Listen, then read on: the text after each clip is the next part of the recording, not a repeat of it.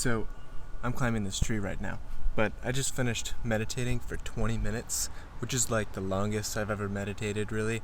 And then I just crossed the 1,000 minute point on my app Headspace that I use. Ouch. Oh god. One-handed tree climbing is not the move. So I've been meditating pretty inconsistently for the last 2 years. No, probably more than that, maybe 3 years. I started in high school, and I really just did it to deal with stress. So whenever I was really busy or doing a lot of things, I would use it as a way to just calm down. Don't fall out of the tree, Nick. Don't fall out of the tree while you're doing your video, Nick. Yikes. But anyway, so I thought I would make a video about the benefits of meditation and benefits that I've gotten from meditation, even though I do it a little inconsistently. Though I would like to do it a lot more consistently, especially after hearing some more stories about it and learning more about the benefits of it. So let's get into it. Oh, if you haven't subscribed yet, make sure you subscribe. Hey everybody, how's it going? This is VoiceOver Nick, and I hope you're having a wonderful day.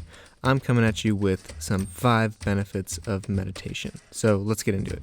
Number 1, reduce stress. This one is a big one for me. I'm not like the most stressed out individual in the world, but it definitely helps when I'm having any of those off days. Number 2, controls anxiety. This kind of goes along with the reducing stress, because the better you can control your stress, the better you can control your anxiety. Number 3, we've got emotional health. So part of meditation is understanding how your emotions affect you. They tend to teach that the mind is kind of like a sky. You can think about the blue sky being just your constant state of being, but the clouds being your emotions, so they're just bound to pass by. Okay, number 4, self-control. This kind of goes along a little bit with the emotional control piece, because you can have a lot more self-control and self-discipline if you understand that these emotions are going to pass and you do things according to your thoughts rather than your feelings. Alright, number 5, we've got increases your attention span. This is something I also really notice, especially when you're sitting there, you really tend to have one singular focus, which was not thinking and being present. Getting that practice in can help you have a better attention span everywhere else in life. Alright, let's get back to Nick that's climbing the tree and go. I want to talk a little bit about like what meditation is, because I know a lot of people just tend to think like a monk sitting cross-legged on the top of a mountain, and it's not really exactly what it is. I mean, maybe a little bit. I wish I was that guy.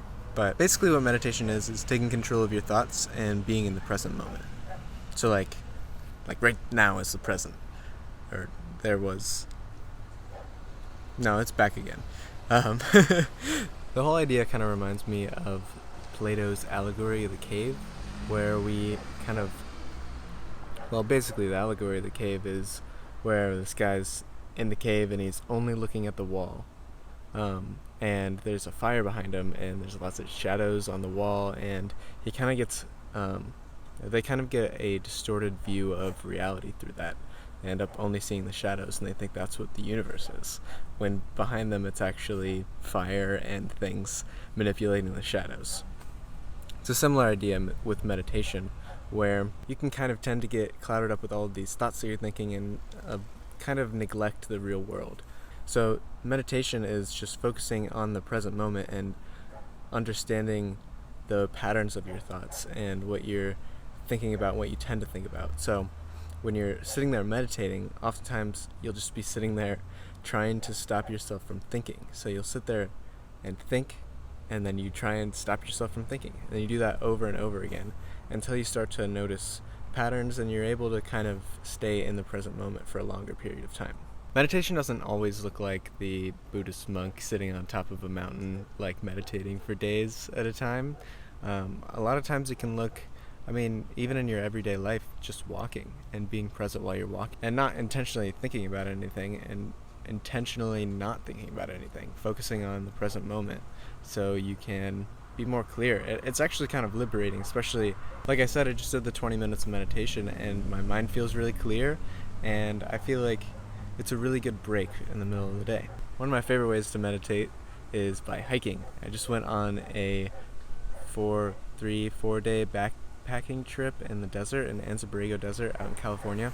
And it was one of those moments where you're so far away from civilization and it's just quiet, and it was one of the most meditative experiences of my life, just because you're walking all day, you're kind of thinking to yourself, but you have to stay really present because you need to make sure you don't trip and fall on your face, and couple that with the beauty of it all in there. Thank you so much for watching. I hope you liked the video. If you did, please leave a like and subscribe to the channel. I'm going to be making a whole bunch more videos that are really cool like this, so make sure you stick around. Alright, catch you on the flip flop. Bye. It's very hard to meditate in a tree, and I highly recommend that you do not meditate in a tree. It might seem cool for a YouTube video, but you shouldn't do it. It hurts. There are lizards. They don't want you in this tree. Take notes.